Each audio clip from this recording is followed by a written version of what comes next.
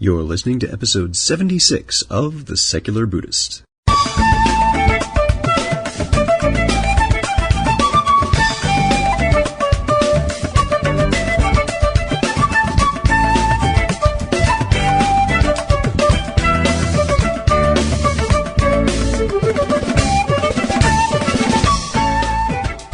Welcome to The Secular Buddhist. I'm Ted Meissner. The Secular Buddhist is the podcast and website for modern, secular application of early Buddhist thought. The podcast has interviews and roundtable discussions pertaining to engaged Buddhist training and practice, and the companion website has show notes for each episode, along with resource materials on Buddhism, critical thinking, science, secularism, and skeptical thought. Though the podcast focuses on core practice from a secular viewpoint, more traditional teachings are welcome and openly discussed. Dave Smith talks with us about growing up a Dharma brat and meditation Nashville style.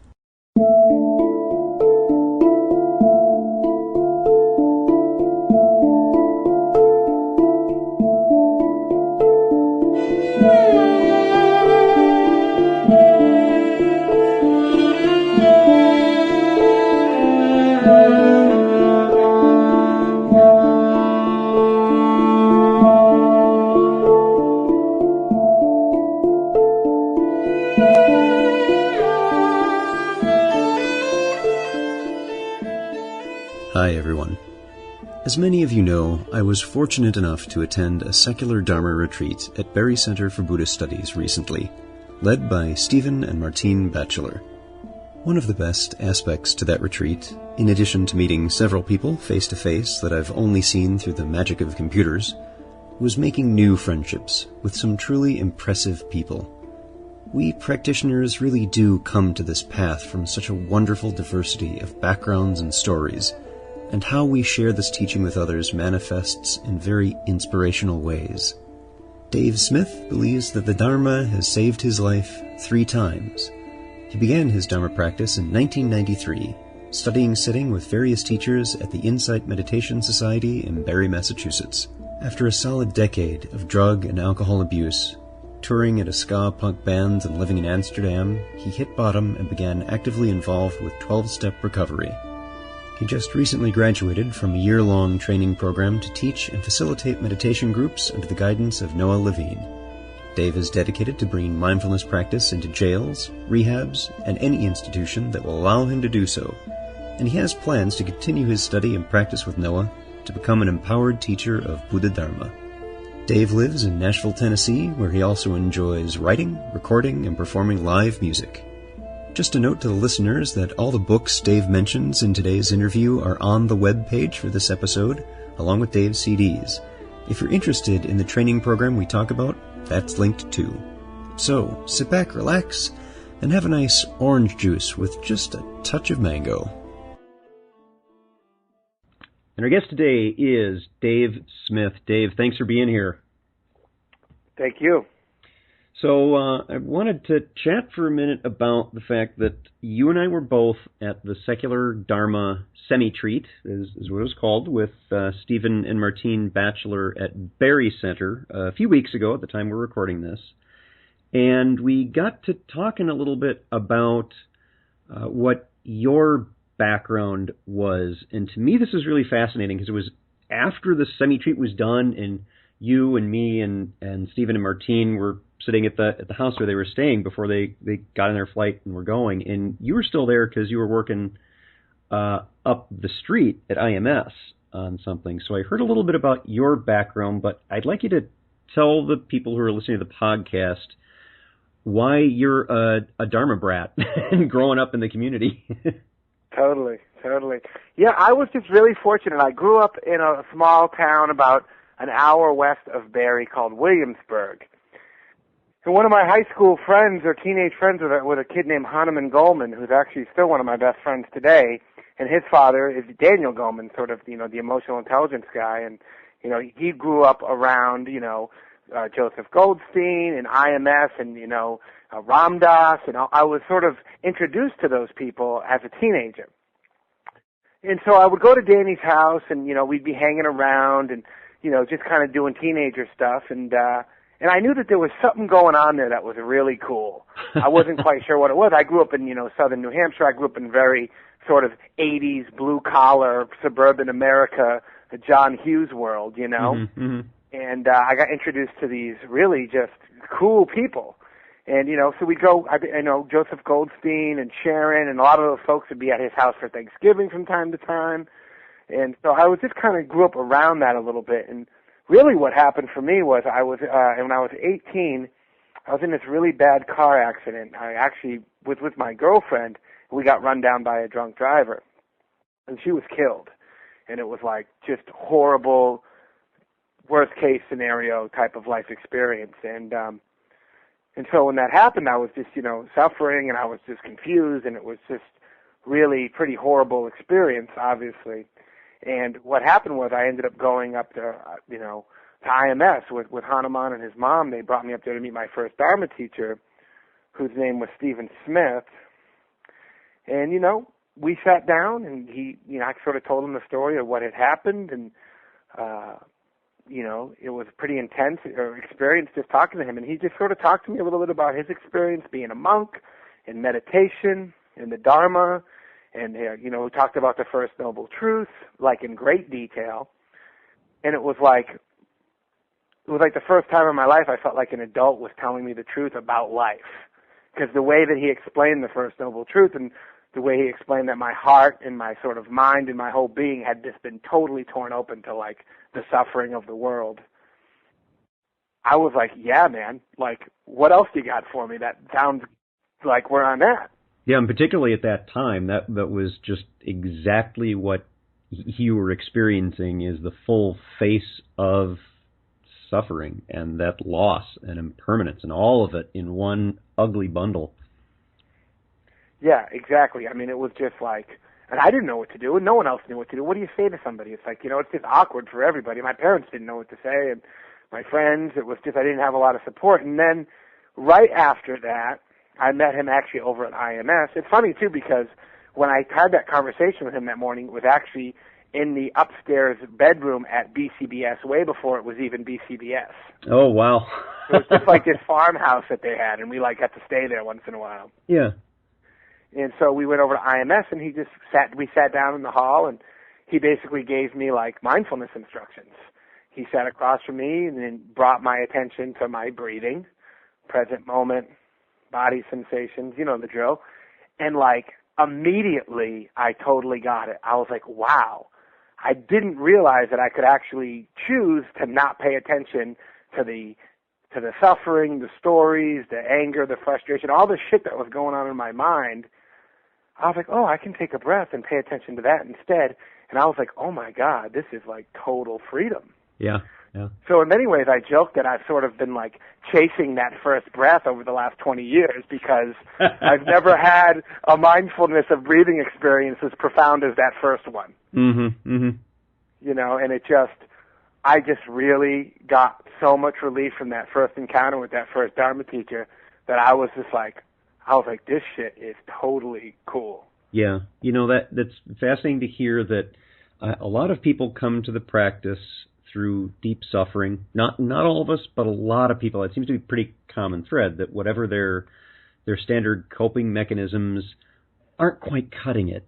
And it's something to think about for folks who are listening to this who may find themselves in a position where someone maybe someone you love, is hurting, and they're going through just the worst time, the kind, like, Dave, exactly what you're describing, where you've lost someone very dear to you. That's one of the most tragic things that can happen to one. And just the very simple, sincere, compassionate sharing of, I know you're hurting, and here's something that might help you realize that you can focus on something else and maybe start to not be in that place of pain all the time. And it's as simple as your breath. I know, and it's like it sounds kind of obvious a little bit after, we practiced for a while, but for me it was a pretty profound experience in terms of like, that's really what's kind of kept me over the years and over my other addiction sort of problems that I've had and going through life and chasing after pleasure and pushing away pain and that whole game, it's like there was something that happened in that initial encounter where I was like, I've just never forgotten that. And, and that really kind of got me, that was when I started to like actually start going to IMS and attending retreats. And I became very interested in the Dharma, whereas before it was sort of I was around it. We would go up there sometimes. I just didn't really get what was going on up there. Yeah, yeah. And I knew it was cool, but it was like until I got, my introduction was really pretty profound, but it just gave me a really, always being somebody who's always sort of been seeking for the truth or looking for some sort of connection to something. It was just that way that got delivered to me, and just the conditions in which that first Dharma transmission was sort of delivered to me. I mean, I was so ready for it. I was like, and then I continued to basically, I sat a men's retreat that summer for 5 days. I think I read like a couple Joseph Goldstein books at that point. And then I, started sitting like a 10-day retreat every summer. And I was really kind of in the practice for quite a bit through my, late teens and right up through my early 20s. And what a perfect time, because your brain's very malleable. I mean, that's formative years still for us. When we're in our late teens, kinds of concepts that are really life-changing make a big impact. And it's interesting hearing this, that, you've been surrounded by these people and this teaching for so much of your growing up, and it took just a choice of someone to make some very simple words to help. That's what kicked in for you and made a big difference and was hugely transformative in your life. It was. And it wasn't like, it wasn't like I left there after that and was all better now. Like, I was still suffering from the accident and I still had problems, but there was just like, there was some insight in that. There was a moment of like, whoa, there was another way to see the world, or to see myself or my relationship to the world. It was that little, seed of just Dharma where I was like, oh, wow, this is like very interesting. I never would think to see that there was so much freedom in something as simple as observing the breath. And when the mind is in turmoil, when the mind is sort of lost in confusion, and it gets, as some of us just get really stressed out, and you meet people who are under a lot of pressure, under a lot of stress, and to see that actually I can actually choose to get out of that a little bit, maybe just only for one moment, and then I'm pulled back in. But it's totally possible to find freedom in the present moment. It's like, I mean, that's just, it doesn't get any better than that. It doesn't, and that's why I close every podcast with every moment you choose. And the cool thing is, you said it exactly. It's you choose in that moment, and even if you're going to fall out of it a second later, the fact that you were able to do it that once, there's the proof, there's the evidence that you can do it again and again and again and build on that and sustain that. And the folks that we talk to on the podcast who show, and you're actually literally changing your mind in the direction and the way it's working and the physical structure of it, that's what the practice is helping us with. And it starts with just a choice. Yeah, those short moments repeated just become continuous after a while, and it's like, it just really works. And then I went on for years after that. I was in bands, and I actually got caught up in drugs and alcohol pretty bad. And so I kind of bounced in and out of these two worlds of like, I was kind of like, a Dharma punk before there was a Dharma punk, like I played in punk rock bands, and I drank, and I used drugs, but I would still like slide into IMS once a year for 10 days. Yeah. I still had that connection.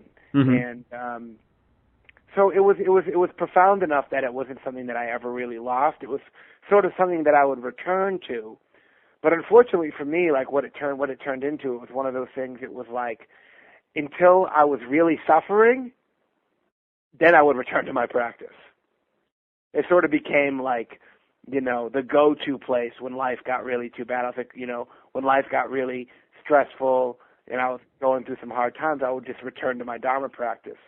But when things were going well, I kind of like was off of it. So like it was sort of this weird thing that it was like almost this like refuge I ran to like when the house was on fire. Yeah, and it's going to refuge, and it's funny that it's not really a place. It's something you carry with you. It's part of you. It is you all the time, but it's really kind of tough to situationally realize that when you're in the middle of the sex, the drugs, the rock and roll, the whatever it is that's, that's distracting you from that wonderful, transformative, this moment choice. Was that a tough transition when you'd go from, the rest of the year, and then you come into IMS and you have those 10 days? Was that a tough transitionary phase for the first couple days getting back to settle down into what that practice was again? That's an interesting question. And it actually was very strange how difficult, it really wasn't difficult for me at all. It was like, usually by the time the retreat came around, I was like, I had some turmoil going on in my life or some sort of chaos or unmanageability that I wanted to get away from. And I would just like slide into IMS. Mm-hmm. And I would just, the first day or two, of any retreat's a little restless, of course.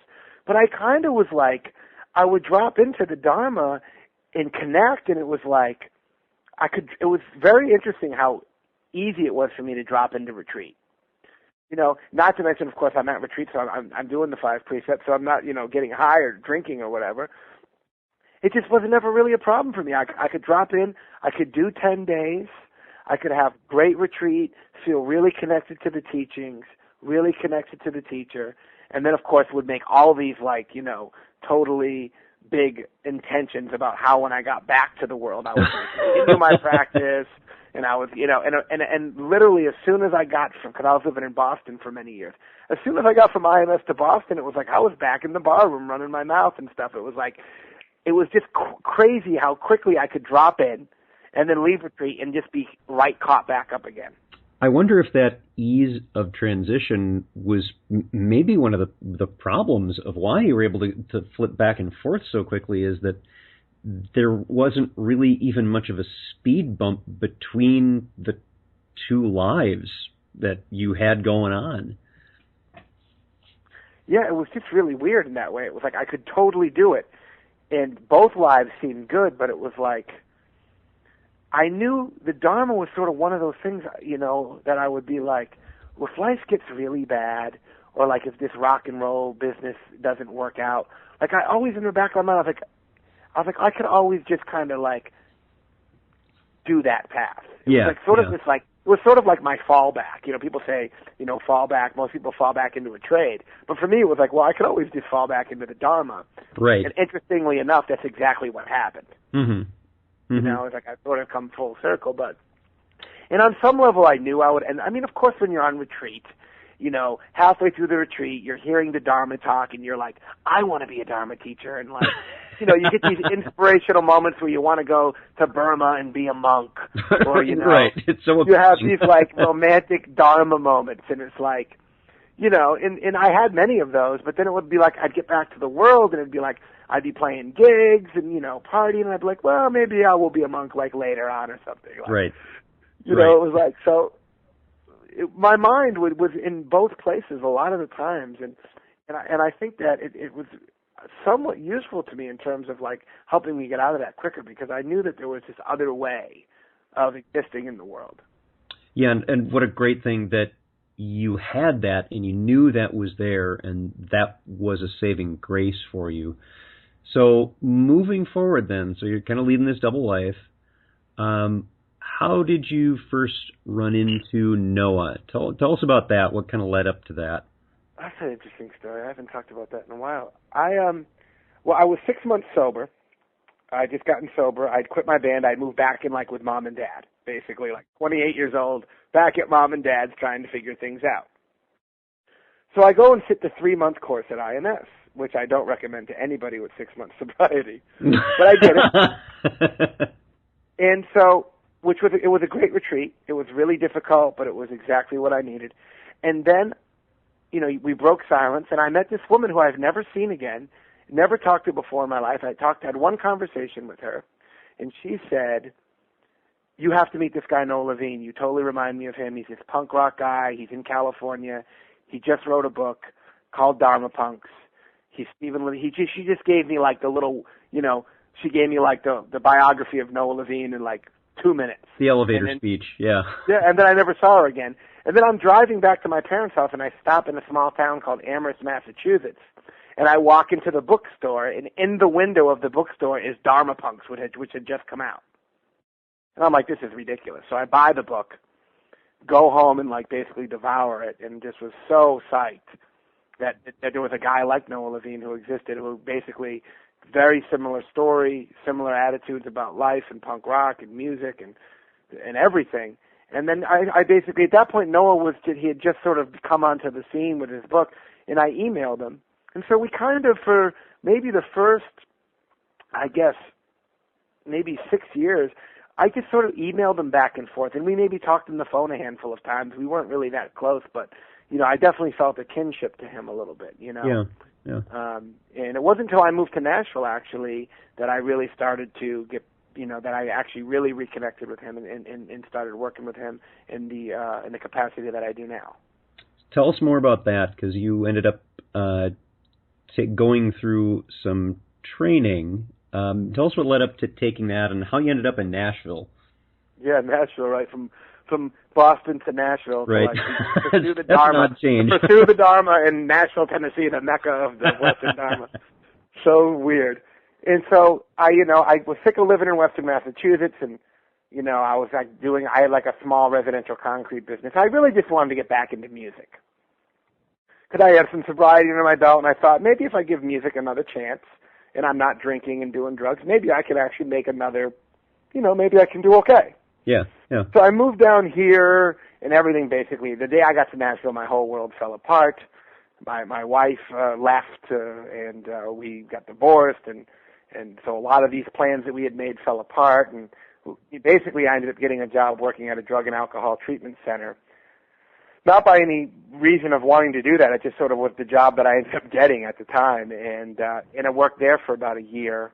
I still do today, actually, but I got back into Dharma because I was working with these teenagers, and it was like I didn't know what else to do with them because I had no training. So we just started doing some mindfulness stuff, and kind of I'd do like a spirituality group on Sunday with these kids, and I'd maybe talk about the Four Noble Truths or the 8 vicissitudes. There's some little Dharma teaching we'd sort of do on life, and they really loved it. And then so I ended up going to this someone that I worked with, the woman who was my clinical coordinator at the time, helped me put together this little trip. I went to the Buddhist Recovery Network. They had an inaugural conference out Against the Stream, so I was like, cool, I'll go get to meet Noah Levine finally. And so I went out to Los Angeles to this Buddhist recovery thing, met Kevin Griffin, who I'm good friends with today, and got to meet Noah, which was really cool because we've been kind of back and forth for 6 years or so, and so I kind of got to, we had lunch a couple times and spent some time together, and, he mentioned that he does this, this year-long training program. And I was like, well, tell me about that. And he said, well, it's basically for people who want to, start a sitting group in their local community. So if somebody wants to be able to teach mindfulness and more or less an insight, Theravadan sort of, approach, he offers these trainings. They're a year long, and you basically go out to, a lot of the people live in Los Angeles, but some of us travel. There was maybe 10 of us in my group, and you go out to Los Angeles for 5 times out of the year for like 3 days at a time, and you do this training program to basically learn how to facilitate meditation groups. Mm-hmm. Mm-hmm. So when you're in LA, you're doing one of the 3-day things. What kinds of programs do they have during the day? What kinds of things are they helping you learn to take out of this and put together your own group? What kinds of stuff do they cover? Well, the basics mostly. And one thing I really appreciate about Noah Levine is he really kind of keeps the ball in your court. It's like he offers you the stuff, but it's like he really empowers you to do the work yourself. And so basically, like, the intention or the main thing, so one of the first things you do is you start a sitting group, So basically, like, we would come in, and so he gave us, like, reading material. So between classes, there'd be, like, a bunch of books to read. So before we went to the first training, we read a bunch of books on, like, the life of the Buddha. We read Old Path, White Clouds. We read Bhikkhu Nanamoli, I think his name is, wrote a book called The Life of the Buddha. We read that. And we read this awesome book that was really cool. It's the Smith and Novak book, which is called A Concise Introduction to Buddhism, which is a great book. So we read these books, and then we would meet, and we would basically talk about the books and talk about the life of the Buddha, and we would just sort of do a group process and talk about who the Buddha was, what our experiences. We got to know each other in the first group. We kind of each did an autobiography, and so everybody in the group knew who each other was. And then, then the next group we did the Four Noble Truths. So Noah would give you we read, I forget what we read, Dancing with Life by Philip Moffat. I forget what else we read, but we read 3 or 4 books, and then we would get basically. So then you'd have to come up with Dharma talk. So you'd have to write a Dharma talk on each noble truth, and a Dharma talk on each factor of the Eightfold Path, and then we'd come in for 3 more days, and you'd have to present your talk to the group. You'd do a talk on the second noble truth, and so you'd actually do a talk in front of Noah and the other group members. And then, everybody would sort of critique your talk. So it was pretty intense. And so you're basically learning in that format on sort of, how to do this type of stuff, how to, and then, of course, we moved into, after we did the Four Noble Truths and Eightfold Path, we got into 4 Foundations of Mindfulness, basically mindfulness. We read that Direct Path of Realization, the Analo. I don't know if you're familiar with that. That is Anala Yoga, for those who are listening to the podcast, that is the best, most scholarly piece I've seen on the 4 Foundations of Mindfulness, Satipatthana Sutta, that I've found anywhere. Anala Yoga is a German Theravada. German monk, yeah. And he so that's like the VCR manual to the mind, Yeah. And I actually really enjoyed that book. That's not my style of book normally but I use that book. I just love that book. And in studying the Satipatthana Sutta, really for me, helped deepen my meditation practice because I've been practicing mindfulness for almost 20 years. And then I'm reading this book. I'm like, oh, this is why. Okay, this is how the feeling tone works. It's like I'm starting to get all the pieces to the puzzle now. Right. It's like before I'm trying to build a rocket ship in my dad's garage, and then someone shows up and gives me the instructions, and I'm like, oh, this is much easier. Right. And so I was just so then I really started, even we had to write papers.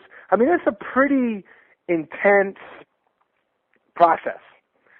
And but then again, not everybody started meditation groups. Not everybody did all the homework, and it was sort of it was sort of up to you to do that. Either you participated in the program fully or you didn't. And I really gave it. I was actually pretty impressed with myself how much work I put into that year. It was probably one of the best years of my life was that training program, and also just the guidance of Noah, just being able to point out which books to read, knowing that that's the good book on the Satipatthana Sutta. Because if you go to the bookstore, if you start looking for books on Buddhism, it's which book do you get? Right, yeah. And it was so Noah kind of knew, and then we read Breath by Breath by Larry Rosenberg, which is all about Anapanasati, which is a great book. We read his dad's book. And so then the next time we met, you had to basically do a guided meditation in front of the group and do different talks. So it was kind of reading, studying, writing, and then when you got together in LA talking about the literature and then having to present the literature to your peers and get feedback, both, critical and good, sort of being hey, you kind of didn't do this really good and you did that good. So it was, for me, it was it was just, and I'm actually starting another training program with him in January, sort of this Facilitator 2, which is sort of a prerequisite to a teacher training program. And then, then we went into, after we did the Foundations of Mindfulness, we got into the Brahma Viharas. So that kind of took you through, sort of anything that you're going to hear on a Western Dharma insight meditation retreat, basically. he covered, all, you got your Four Noble Truths, Eightfold Path, mindfulness, Brahma Viharas, and that's kind of, that's enough you could spend the rest of your life on that stuff and never run out of stuff to do. Yeah, those are not light topics. They, No. we talk about compassion and friendliness and altruistic joy and equanimity, but it's not just those 4 words. There's so much depth to them. I've done entire 10-day retreats just on one of those and the depth of them. So yeah, it's the whole, in many ways, it's sort of the Buddhist endeavor is all that stuff. And what really resonated with me a lot was the Brahma Vihara stuff, because I've kind of always been a mindfulness guy, I've sort of had a lot of aversion, if you will, to, sitting down and saying to myself, may I be free, may I be happy. Of course, there's nothing I want more in this world than to be happy, but to actually sit on a cushion and wish that to myself, I always had a hard time with that practice. Yeah, And I always sort of struggled. I was like, why do I have to do all this too? Like, this seems like made up. And I just kind of felt really phony and almost embarrassed with those practices. And I really embraced them doing the training program and, and also having to teach it. When I go into this Dharma group that I lead every week, we end with, a Brahma Vihara sit. And then usually once a month I do a talk on one of those things. And it was like, I really felt like I needed to step up my game. I'm like, if I'm going to be, asking people to do these practices, I need to do these practices.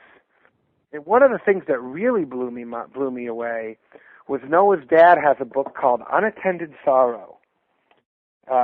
It's like recovering from loss and reviving the heart, sort of that whole training the mind to awaken the heart, which is really what we're trying to do. Yeah. And, in many ways. And that book really, really hit home with me with a lot of my unattended sorrow, a lot of the stuff that happened in my childhood and the death of my sister when I was a kid and this accident that I was in and the ways I treated myself and the suffering I caused for myself and my addiction. And it was like those 4 months of studying the Brahma Viharas and sitting every day. And I was like, I'm going to do this. And every day sitting with one of those practices. And then it changed things for me. Like things are different now. And it was a short period of time, but I really surrendered myself to those heart practices. And now it's like, I don't even want to talk about mindfulness, It's like, I want to talk about that, Yeah. And it was just really a sweet deal for me to go through that process. And, I've been going to IMS and sitting insight meditation retreats for almost 20 years, but I'd never really, I never went to college. I've never really been a book guy. I've kind of just, never really much of a studier, if you will. And I really hit that stuff pretty hard, and I just was just so impressed and so happy that, like, how much I got out of it, just the richness of, like, oh, this is why I've been practicing this, and this is what I've been practicing, and these are how the hindrances work. Okay, and this is why I need to pay attention to the ceiling tone. And so it's kind of like my life started to come together in more of a way where it's like there was a more holistic awareness of, like, my body and my heart and my mind, and, like, just really, I can't say enough about it. It's really pretty much the best year of my life. Well, it sounds like a lot of the things that you needed to do as part of the facilitator training, and for folks listening to the podcast, when this episode comes out, I put a link on the Facebook page the day we're recording this. I'm going to put it out again when this episode comes out.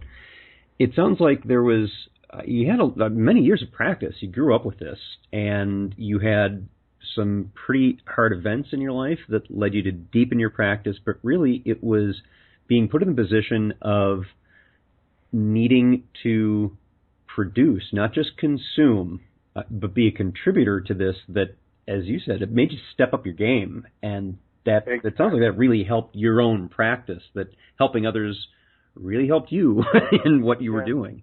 Like they say, well, like, a lot of times the old saying is, like, the best way to learn is to teach, right? And, like, I do this weekly sitting group. Sometimes only 4 people come. Sometimes 20 people come. But you know what? I'm there every week. Yeah. I got to be there. It's my group.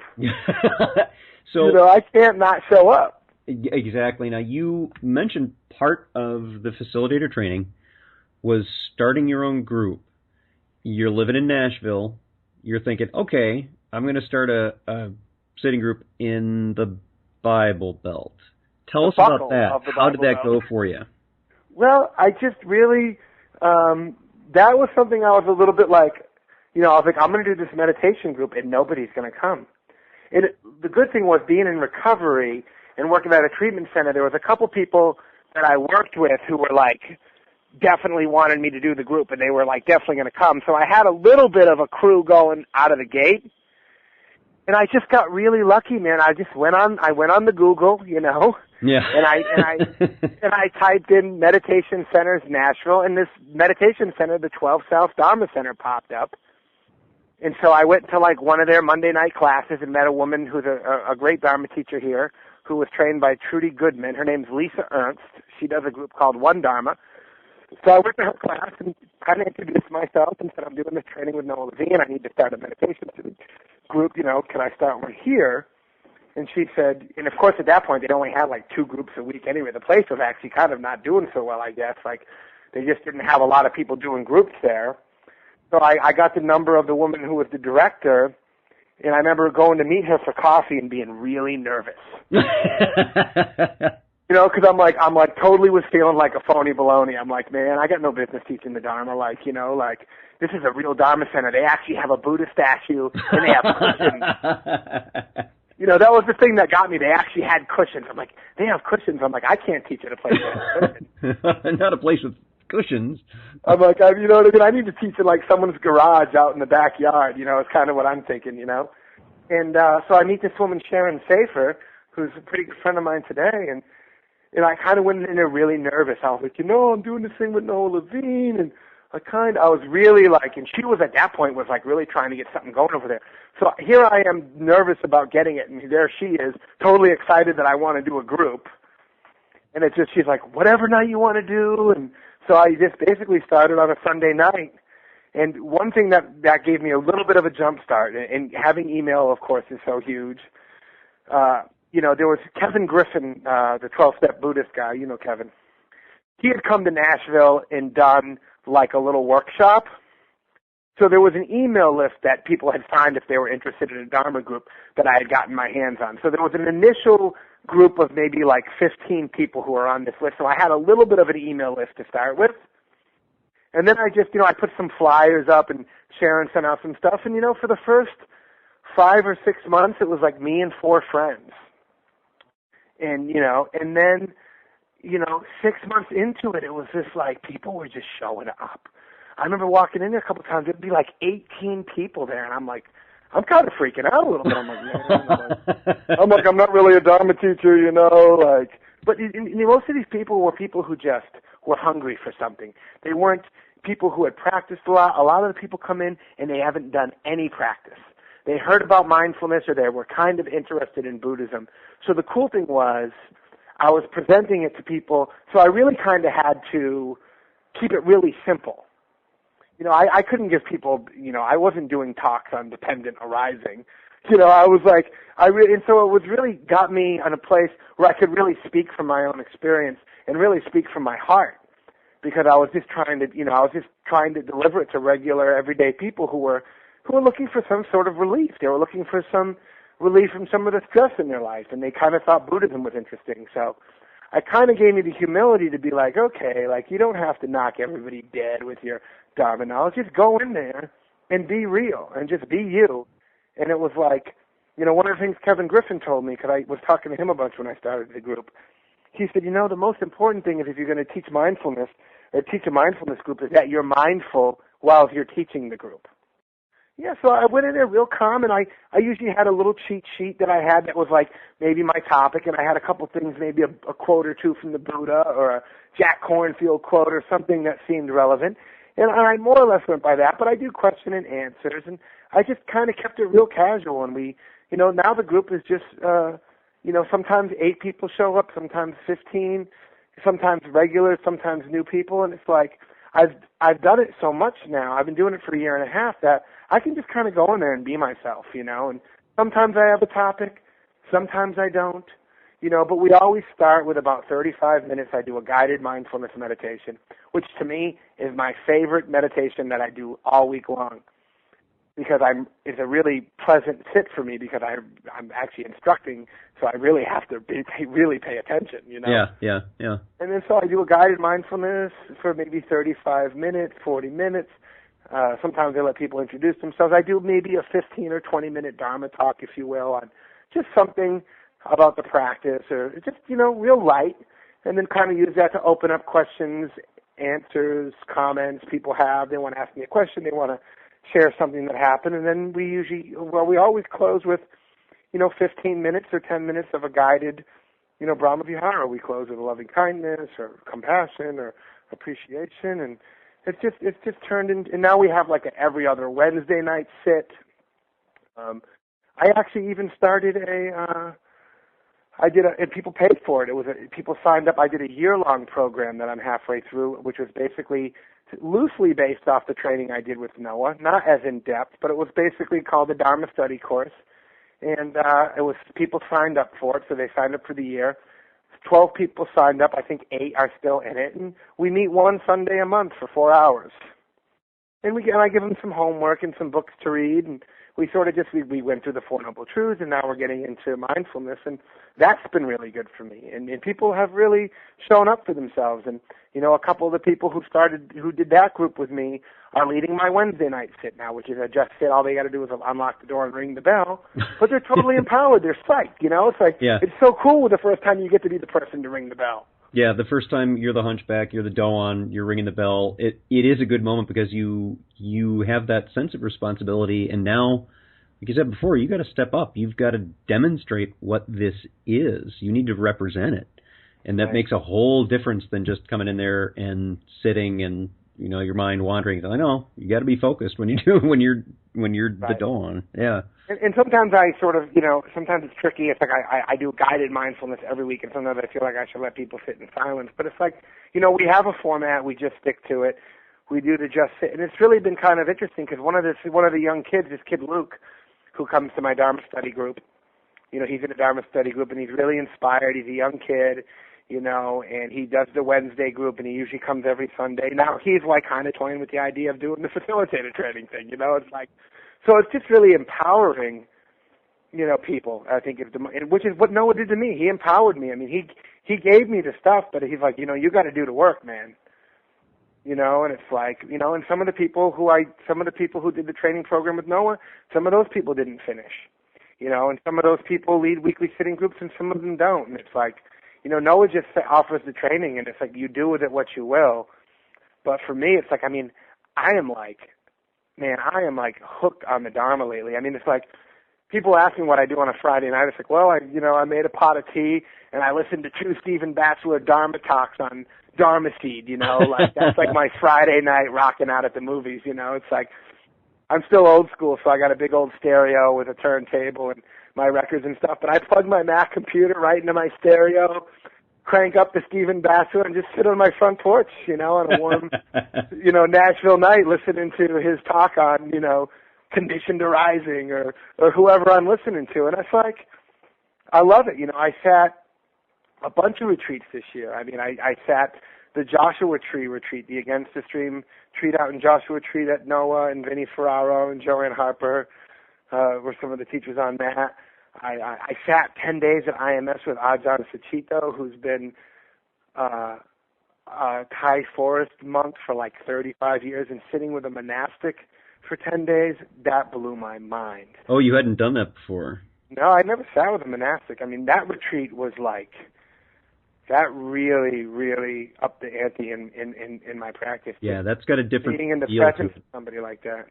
Yeah, that's got a very different feel to it. That's most of my retreat experience is the 9-10 dayers, and I usually put in a couple extra days like I did with Stephen and Martine. Yeah. But most of those are in Theravada retreat centers where you're in a kuti, and it's traditional stuff. Yeah. And that's actually was very helpful to me, that when I hit a more informal setting, it's easier to bring it to that level than it is that when you're in the very formal places and you're staying with monastics, there's a different kind of energy with that kind of retreat. It and is. It really shows. It's like it's like you can't deny the respect. It's like these guys are monastics. I mean, he does 2 Dharma talks a day. He doesn't have notes. Right. Right. I mean, that dude, he'll just like rattle off a Dharma talk on the 5 spiritual faculties, and you think he spent a month the Dharma comes out of Suchito. You're just sitting there like, it's like he takes the Dharma on a fork and just puts it right in front of your mouth. It's like right there. It's just, you just have to lean in and take a bite, and it's like the transmission was just really, really amazing. And, I did the Stephen Batcher thing with you, and that was, I really love that style of retreat. I wish that people would do more of those. Yeah, having both of them work as a team was really nice. And for folks listening to the podcast, if you don't know, I did start a blog as part of the website, so there's a link to that. And it's not just me. It's, you don't have to listen to me. You don't have to read my stuff only. There's lots of people who are blogging there, but I put out notes from that retreat, and so that's out there for folks to take a look at and see what kinds of things we were talking about. I like that as well, and it was really nice because you had Stephen doing the, more of the scholastic kind of talk about the Pali and how this fits with our culture, and as we look at this more closely and all that stuff, which is really, to me, very fascinating. That's what I've been studying for a few years now. And then Martine, who would be going into the Eightfold Path and leading the meditation retreats. And I typically don't like guided meditations. I don't do so well with them. With Martine, it was terrific because she had the right amount of talking and guiding. It wasn't like grabbing your frontal lobe and dragging you through the meditation. It was really guiding. And I was really psyched about that retreat. And the interesting thing for me was that I was on the waiting list for that retreat. No, really? I called BCBS like after they posted it, and that retreat filled up quick. Yeah. So I was on the waiting list. Yeah. They called me on the Thursday. The retreat started a Sunday. They called me Thursday and said, listen, we got a spot for you, but, I was like, dude, put me down. I was on Expedia.com so quick, man. And I flew up there because I knew I did to be at IMS for the team retreat anyway. So I said, I'm going up there. And I really, also, the whole piece of being in Nashville and the whole secular Dharma thing, which I'm really interested in, is like, I want people who are practicing Christians, people who have religious faith, to be able to come to the meditation group. I'm not trying to sell anybody on anything, man. I'm not really even interested in calling myself a Buddhist, really. Right. It's like I'm teaching a practice that doesn't require a belief system, period. Right. Yeah, it's like precisely. You don't need to believe it. You can believe whatever you want to believe when you come in here and you want to sit down and pay attention to your breath and pull out of the stories and the delusion and whatever's going on in your mind. It's like, I'm really interested in that approach because it eliminates that. Look at, what are the 2 things they say you should never talk about? Politics and religion, right? It's like, I'm not interested in having that conversation. I'm just like, if you're a Christian and you want to come to my Dharma group, please come, like, whatever your religious background is, it doesn't matter. There's no requirement for that. And I think the secular Dharma thing, I think is really great in that way, where it's like, we're not trying to sell you anything. It's like, come and find out for yourself. Yeah, that opens it up tremendously, and that's something that I've been trying to communicate with the podcast, is that the approach of secular Dharma, secular does not mean anti-religious, and there's that connotation that we have, and that there's an aversion to religion, and that's not it. What it is understanding that this teaching is a human thing. If this teaching is only for people who sign on the dotted line that they're a Buddhist, then there's a problem with it. It should still work for everybody, and the secular approach is one that has that opening, that has that portability to, devout Christians or Muslims or whomever is interested in having a better handle on their mind. That's what it's about. And it's also interesting, too, because, mindfulness, of course, is becoming that's sort of the two schools. It's like, do I want to be a Dharma teacher or do I want to be like a clinical mindfulness guy? Right. Like what do I do with that stuff? And mindfulness becoming almost a household term now. Mm-hmm. It's like the secular Dharma thing. I just think that ties into it really well, where it's like, this isn't ancient India, man. The practice is so, you can learn how to practice mindfulness in 5 minutes, right? And you can spend the rest of your life. I still practice the initial instructions I got from Stephen Smith, man. Those, and I still deliver those same instructions. The instructions are very simple, but we sit down, we get these really simple instructions, and the mind goes bananas. It's like totally like, whoa. And now it's like, now you're open into that Dharma of like, wow, what happens in my meditation practice is probably what's happening in every other area of my life too. And if I'm judging myself and treating myself unkind, I'm probably judging others and treating them unkind too. Mm-hmm. Yeah, the instructions being very basic, it's true. It's how do you climb a mountain? One step at a time. Well, how do you do that? Well, you put one foot in front of the other. Okay, and what else? Like, no, that's it. Now go. Right. And one thing that Stephen Batcher said that I really loved was that, the map is not the territory. Right. Right. It's like we get all these instructions and we got these truths and we got these, this Dharma teaching and, the Pali Canon, and it's like you could spend the rest of your life studying the Dharma, but it's like, but then when you sit down and you get into the territory, it's like kind of can become hard to navigate. Like when I sat down and when I started like giving in, I sat down, I said, there ain't no meta going on here, dude. I didn't have any. It's like, but that wasn't the point. See, the point was to make the intention to send wishes to myself, to make the intention. And it's like, it doesn't mean I have to be overflowing with the feeling of compassion. You know what I mean? So like in the sense, it's like the map isn't the territory. Like just because I don't sit down and ooze compassion when I do those practices, it's like I'm just cultivating the intention of saying, may I learn to care about the suffering and confusion in my life. Like, may I learn to care about that a little bit more than I do. Mm-hmm. Exactly. And that grows on its own. Totally. Yeah. So I wanted to make sure that people listening to the podcast know where to find 12 South Dharma Center. There is a website. You can take a look there, and that's http://dharmacenter.webnode.com. And the location, if you're in Nashville, it's 12 South Dharma Center is the name of it. 12 South is one word. And the address is 2301 12th Avenue South, number 202. What Dave has been talking about today, there's a schedule on there, and Sunday nights, 7 to 8:30. Yep, part of what your regular class is, along with the first, third, fifth Wednesday each month in the evening, and then there's a Saturday morning once a month too, right?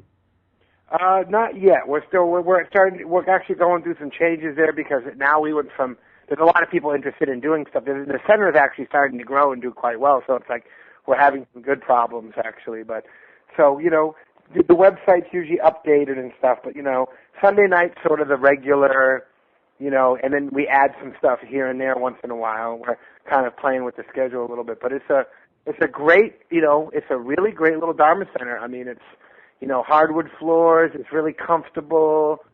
We got cushions and a little book area, some couches, a little kitchen. It's really comfortable, really welcoming, and I just think it's amazing that we have something like this. And I didn't start it. I mean, I found it. I was like, wow, Nashville. Because I know some people who were, doing meditation, setting up, trying to look for a center like maybe in Boston or like even Colorado, like Denver, and they were like kind of having a hard time finding a spot. And here I am in Nashville going, yeah, man, I got a Dharma center just waiting for me. Right, right. And there is a link on the website specifically to the section that's yours, Against the Stream Nashville. And that talks a little bit about that, and you're in here, so it's nice to see. And it looks like it's funny. the Dharma study course is full. That was the January 30th, 2011. I'm sure that'll be coming up again, though. You'll be offering that again. So I think I will be. Yeah, it's been a good one. excellent. And we got the Against. Noah sort of like was cool about me adopting the Against the Stream name. Which is his two centers in Los Angeles, and that's kind of been a cool thing. And Steve, it's funny when you get your Stephen Batchelor text, like on the thing he talks about, sort of Against the Stream a lot. It's sort of become a pretty popular term that I really like. Mm-hmm. Mm-hmm. And we have in the type of people that come is a pretty wide range. Young people, old people, Christians, recovering people, people just totally out of the blue. So it's a pretty welcoming thing, and it's been really great for me because, it's put me in a position where I've had to make a commitment. And it's hard to make a commitment to the Dharma sometimes because, there's not a lot of places to go, and the Sangha, I would say, is probably, and it's starting to grow, I think, in this country, but I think still the people I think that's one thing that's lacking a little bit is a sense of community, a sense of Sangha. If you're not in one of the major places, if you're not near a Spirit Rock or a IMS or Against the Stream or a CI, there's one in Cambridge, Massachusetts. They're not everywhere, Right, and I get that every week. People send me email, they hit the contact button on the website, and they ask, so I want to go to a place that's, more secular in its approach. Where do I go? And I did set up a directory on the site of places they can go. All of the Against the Stream, that whole listing is there. You click to it on a link. It's a directory listing. But it's tough because we're just starting to grow what's a different kind of practice because it's not deeply rooted in a tradition. It has a lot of different cultural backgrounds to it, as a lot of things do in this country. And I think that's one of the great benefits to it, is that it does have what I think are some of the best qualities of the different traditions, and that's what we're seeing growing. I do have. It was interesting when we were at the Secular Dharma retreat. Stephen Batchelor had said, it tends to take 300 or 400 years for a particular kind of thing to get its footing in a country. I think that may be a little different these days because we have such a different world with our communication, with literacy rates, that it's no longer dependent on a monastic community. It's now anybody can get a book and learn about this, and that's really, really going to, I think, change the paradigm of 300 to 400 years before you get an establishment of a particular form of practice. Yeah, I don't think that's going to happen here. I mean, we're on what? We're not even 50 years in yet. Yeah, it's amazing, and particularly with this way to do it. I know there were some at one of the world's fairs or something like that. There was an invitation on Buddhism. That was in the 1800s.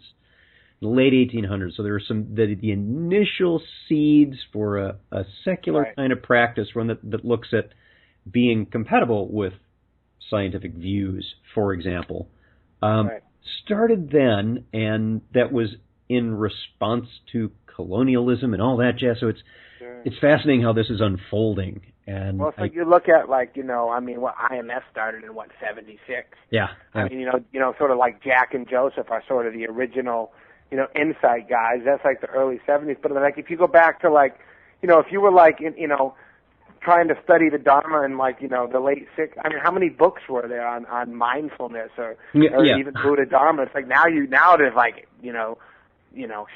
the books come out every day, but it's so in just a short period of time, it's like, and really it's only on its maybe second generation. It's like, I might be the third wave or the second wave even really of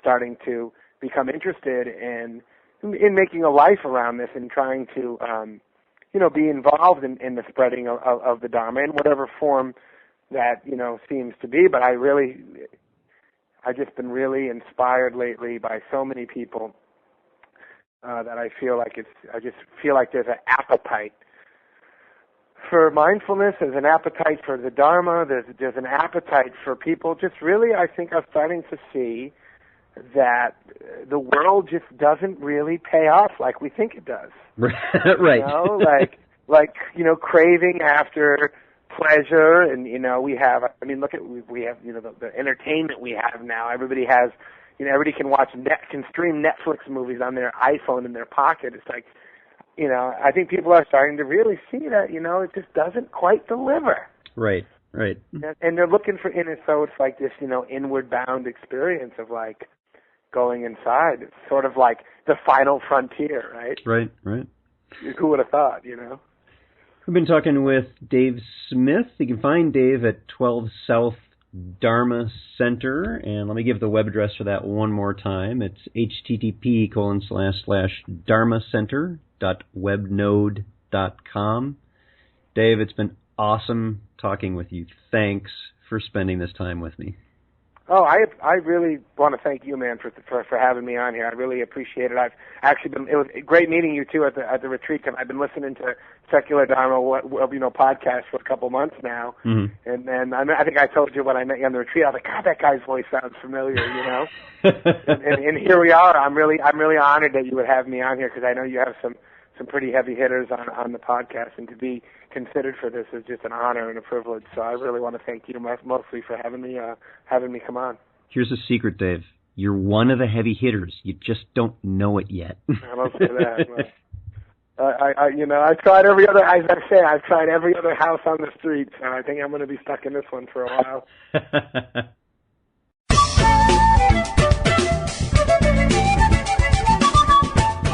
Thanks for listening.